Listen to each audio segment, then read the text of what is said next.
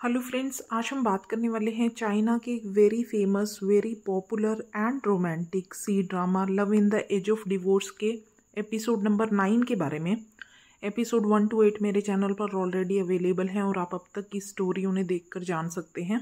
Episode 9 की starting होती है जब पेनी इंजर्ड थी और फू येनचेंग उसे अपने घर पर उसे ठीक करने के लिए लाया हुआ था, उसकी केयर करने के लिए लाया हुआ था।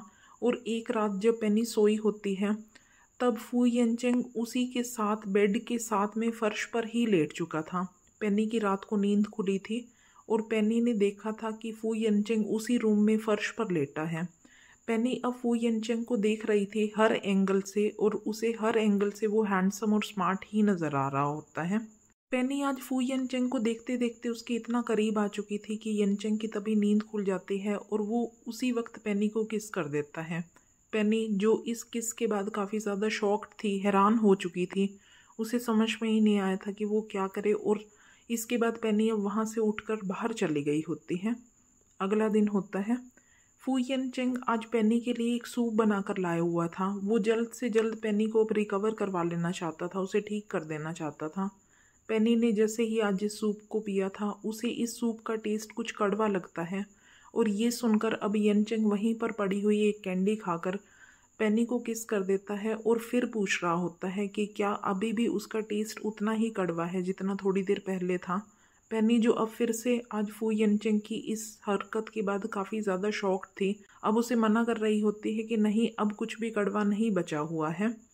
कुछ दिन ऐसे ही बीत जाते हैं। पेनी एक दिन ठीक हो चुकी होती है। फू येनचेंग अपने बिजनेस ट्रिप पर गया होता है और पेनी जब ठीक हो चुकी थी तब वो उसका घर छोड़ के अब अपने ऑफिस में आ चुकी थी, अपना काम संभालने लगी थी। पेनी ऑफिस में बैठी होती है तभी आज फू येनचेंग के दादू उसे कॉल करके अपने घर पर आने के लिए बोल रहे थे। फू येनचेंग के दादू जो काफ़ी दिनों से येनचेंग की वाइफ शेंग मिया को मिस कर रहे होते हैं, अब उससे बात करते हैं, उसे अपने घर पर इनवाइट करते हैं और यही सोचकर आज शेंग मिया उर्फ पेनी उनके साथ डिनर करने का प्लान बनाती हैं। पेनी उर्फ शेंग मिया शाम को येनचेंग के दादू के घर पहुंचती है और वहां पर जाने के बाद उसे पता चलता है कि येनचेंग भी आज अपने दादू से मिलने के लिए आ रहा है। पेनी उर्फ शेंग मिया को उसी वक्त लगा था कि आज उसका राज खुल जाएगा, आज येनचेंग को पता चल जाएगा कि पेनी और शेंग मिया एक ही हैं, और जिसके बाद वो पेनी से भी नफरत करने लगेगा। तभी आज पेनी ने अपने सीक्रेट को छुपाने के लिए खुद को बेहद अच्छे से कवर कर लिया होता है। येनचेंग अब अपने दादू के साथ उनके घर में था। येनचेंग के दादू बोल रहे थे कि वो बिल्कुल ठीक दिन आया है क्योंकि उसकी वाइफ भी यहीं पर ही मौजूद है। येनचेंग जिसने आज तक शेंग मिया को कभी भी नहीं देखा था, अब देखना चाहता था, जानना चाहता था कि कौन ऐसी औरत है जिससे उसने शादी की है, कौन सी ऐसी शख्स है जो उसे इतना पैसा लेने के बाद, उसका इतना पैसा लूटने के बाद भी उसको डिवोर्स नहीं देना चाह रही है। येनचेंग अब पेनी को देखने के लिए उसके पास जाने ही लगा था। तभी उसकी वाइफ शेंग मिया उर्फ पेनी ने आज येनचेंग और उसके दादू को बताया था कि क्योंकि उसके फेस पर कुछ एलर्जी हो गई है, यही वजह है कि वो किसी को अपना फेस नहीं दिखा पाएगी। शेंग मिया की इस बात को सुनने के बाद आज भी येनचेंग उसका फेस नहीं देख पाया था। थोड़ी देर के बाद येनचेंग अब अपने दादू के साथ डिनर करने के लिए चला गया था और शेंग मिया उर्फ पेनी जो अब तक बेहद ज़्यादा डर चुकी होती है कि कहीं उसका राज जल्द ही खुल ना जाए, काफ़ी ज़्यादा टेंशन में होती है। थोड़ी देर के बाद पेनी उर्फ शेंग मिया येनचेंग के दादू के ही घर में उनके एक रूम में थी, सोने के लिए बिल्कुल तैयार हो चुकी होती है, और तभी वहाँ पर येनचेंग आता है। येनचेंग जिसने थोड़ी देर पहले अपने दादू के साथ डिनर किया था, ड्रिंक्स ली थी और अब बेहद ज़्यादा नशे की हालत में जा चुका होता है। काफ़ी नशे की हालत में आज वो उस रूम में आता है जहाँ पर पहले से ही शेंग मिया उर्फ पेनी बैठी होती है। आज शेंग मिया को देखते ही उसे अपनी पेनी की याद आने लगी थी, और येनचेंग जो बेहद ज़्यादा नशे की हालत में था, इस रूम में इतने नशे की हालत में आया था कि वो ना तो पेनी को पहचान पाया था और ना ही शेंग मिया को पहचान पाया था, जिसके बाद वो वहीं पर ही सो चुका होता है। अगला दिन होता है। पेनी उर्फ शेंग मिया आज येनचेंग के दादू के घर से निकलने ही वाली होती है, तभी येनचेंग की माँ वहाँ पर पहुँच जाती है। येनचेंग की माँ जो शेंग मिया को देख चुकी थी आज भी और पहले भी, अब उसे कोसना शुरू कर देती है। उसे वॉर्न कर रही होती है कि अगर उसने उसके बेटे को डिवोर्स नहीं दिया तो वो उनकी फैमिली को बर्बाद कर देंगे। येनचेंग अपनी माँ की और शेंगमिया की इन सब बातों को दूर से सुन रहा होता है और वो शेंगमिया से खुद बात करने के लिए उसके पास आ ही रहा था। तभी शेंगमिया आज वहाँ से जल्दबाजी में बाहर चली गई होती है। थोड़ी देर के बाद अब येनचेंग फिर से उसी रूम में आया था जहाँ पर पेनी और वो रात को रुके थे। येनचेंग यहाँ पर आकर आज अपना मैरिज सर्टिफिकेट देख रहा था। येनचेंग जिसके हाथ में अब उसका मैरिज सर्टिफिकेट था और वो देखना चाहता था कि शेंगमिया कौन है, तभी उसके पास एक कॉल आता है। इस कॉल से आज येनचेंग को पता चला था कि येनचेंग की कंपनी ने शेंगमिया के फादर की कंपनी में जितना भी इन्वेस्टमेंट किया हुआ है, आज शेंगमिया के फादर के बिजनेस के डूबने के बाद वो सारा इन्वेस्टमेंट भी डूब चुका है। जिसे सुनते ही आज फू येनचेंग बेहद ज़्यादा गुस्से में जा चुका था, बेहद ज़्यादा नाराज़ हो चुका था और उसने उस मैरिज सर्टिफिकेट को वहीं पर ही फेंक दिया होता है। आज येनचेंग इस गुस्से की हालत में शेंगमिया को फिर से एक बार मैसेज करता है कि अगर उसने अभी भी येनचेंग को डिवोर्स नहीं दिया तो वो उनकी फैमिली को सड़क पर ला देगा, उन्हें बुरी तरह से बर्बाद कर देगा। और जिस मैसेज को देखते ही आज शेंगमिया बेहद बुरी तरह से डर भी चुकी होती है और बेहद बुरी तरह से अपसेट भी हो चुकी होती है। कुछ देर के बाद आज शेंगमिया येनचेंग के दादू के घर पर गई हुई थी। वो उन्हें समझाने की कोशिश कर रही होती है कि जिस तरह से येनचेंग उससे डिवोर्स लेने में इंटरेस्टेड है, उतना ही इंटरेस्टेड शेंगमिया भी येनचेंग से डिवोर्स लेने में है, क्योंकि उन दोनों में किसी भी तरह की कोई भी कंपैटिबिलिटी नहीं है। शेंगमिया की इस बात को सुनते ही येनचेंग के दादू उससे रिक्वेस्ट कर रहे होते हैं, उसे समझा रहे होते हैं कि अगर वो दोनों इस रिश्ते को थोड़ा सा और टाइम देंगे तो उनका ये रिश्ता कभी भी नहीं टूटेगा। येनचेंग जिसने शेंगमिया से डिवोर्स मांगा था, उसे हमेशा के लिए अपनी ज़िंदगी से बाहर कर देना चाहता था और वो मैसेज शेंगमिया उर्फ पेनी ने पढ़ लिया होता है। पेनी जो इस मैसेज को पढ़ते ही काफ़ी ज़्यादा डिसअपॉइंट हो चुकी थी, उसे समझ में आ रहा था कि जब भी येनचेंग को पता चलेगा कि शेंगमिया और पेनी एक ही हैं तो वो वैसे उस दिन भी पेनी से नफरत करना शुरू कर देगा। यही सोचकर पेनी ने आज से ही येनचेंग से मिलना जुलना, उसके मैसेजेस का, कॉल्स का जवाब देना बंद कर दिया होता है। येनचेंग पेनी का इस तरह से कोई भी रिस्पॉन्स ना मिलने की वजह से काफ़ी ज़्यादा अपसेट हो चुका होता है, जिसके बाद वो उससे मिलने के लिए उसके ऑफिस में जाता है, जहाँ पर आज पेनी उसे नहीं मिली थी। येनचेंग आज पेनी के घर के बाहर खड़ा होता है, शाम को उसके घर लौटने का इंतज़ार कर रहा होता है। कुछ देर के बाद शेंगमिया उर्फ पेनी अपने घर पर लौट ही रही थी कि उसे रास्ते में फू येनचेंग दिखाई दिया था। फू येनचेंग उससे जानना चाहता था कि आखिर पेनी उसे किस बात पे अवॉइड कर रही है। पेनी उसे बोल रही थी कि क्योंकि फू येनचेंग उसका क्लाइंट है तो वो किसी भी हालत में उसे अवॉइड नहीं कर सकती। और इस बात को सुनते ही आज येनचेंग ने उससे जानना चाहा था कि क्या पेनी येनचेंग को सिर्फ और सिर्फ अपना क्लाइंट समझती है, इससे ज़्यादा कुछ भी नहीं। पेनी इससे पहले आज येनचेंग को कोई भी जवाब देती, येनचेंग ने उसे बोला था कि उसे आज कोई भी जवाब नहीं सुनना, ना ही उसे कुछ भी पेनी से पूछना है, क्योंकि आधी रात हो चुकी थी और पेनी का बर्थडे स्टार्ट हो चुका होता है। आज येनचेंग पेनी के लिए वही बर्थडे गिफ्ट लाया था, वही नेकलेस लाया था जो कुछ दिन पहले पेनी ने उसके घर में उसकी एक दोस्त के लिए सेलेक्ट किया था। पेनी इस नेकलेस को देखते ही बेहद ज़्यादा खुश हो जाती है, क्योंकि कुछ दिन पहले चूकिंग ने पेनी को ये रियलाइज़ करवाया था कि येनचेंग ने ये नेकलेस उसके लिए ख़रीदा है, जबकि येनचेंग जिस लड़की से प्यार करता था, जिस लड़की के लिए ये नेकलेस खरीदना चाहता था, वो चूकिंग नहीं थी, पेनी थी। पेनी को आज कहीं ना कहीं इस चीज़ का पता चल चुका होता है, क्योंकि येनचेंग के लाए हुए बर्थडे गिफ्ट वाले नेकलेस की कीमत बहुत ज़्यादा थी, इसलिए पेनी ने आज येनचेंग से वो बर्थडे गिफ्ट लेने से मना कर दिया होता है। पेनी की इस बात को सुनते ही येनचेंग उसे समझाना चाहता था कि येनचेंग के लिए दुनिया में इस वक्त पेनी से ज़्यादा कीमती कुछ भी नहीं है।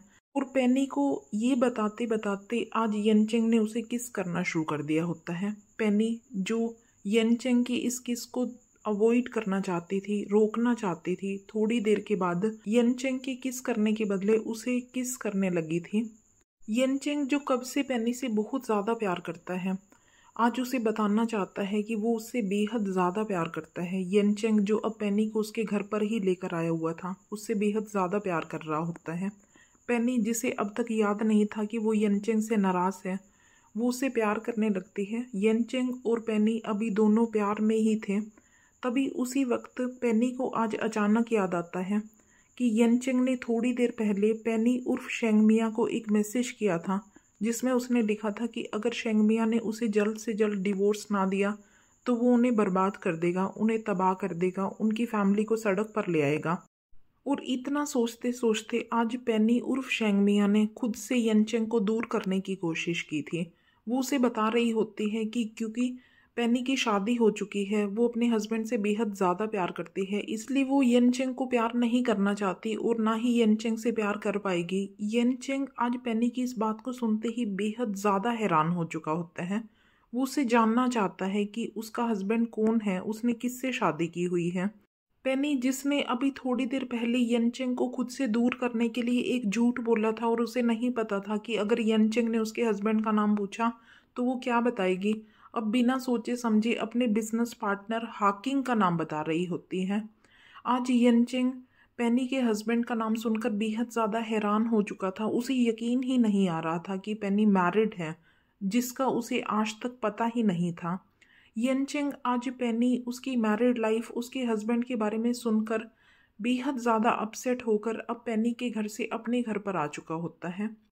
पेनी ऑफिस में काम कर रही होती है और तभी उसके पास उसके बिजनेस पार्टनर हाकिंग का कॉल आता है। हाकिंग उसे बता रहा था कि थोड़ी देर पहले उनके क्लाइंट यनचेंग ने हाकिंग को कॉल किया और अपने घर में उसे मिलने के लिए बुलाया हुआ है। और जिस कॉल को रिसीव करते ही अब हाकिंग यनचेंग के घर में पहुंच ही चुका होता है।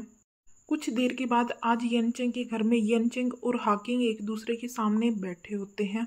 यनचेंग, जो हाकिंग को बहुत ज़्यादा वाइन पिलाता ही जा रहा था और जानना चाहता था कि आखिर उसका और पेनी का रियल रिलेशन क्या है, वो कब मिले थे, वो कैसे मिले थे, उन्होंने शादी कब की, उनके बीच में प्यार कब हुआ। हाकिंग, जो यनचेंग की इन सब बातों को न समझ पा रहा था और ना ही हाकिंग को इस हकीकत का पता था कि शेंगमिया उर्फ पेनी ने कल यनचेंग को क्या बताया है। आज यनचेंग के सामने काफ़ी ज़्यादा ब्लैंक बैठा होता है। तभी वहाँ पर पेनी पहुँच जाती है। पेनी, जिसे पता था कि यनचेंग ने आज हाकिंग को अपने घर में क्यों बुलाया हुआ है, आज उनके साथ उसी टेबल पर बैठी हुई थी जहाँ पर पहले यनचेंग और हाकिंग बैठे थे।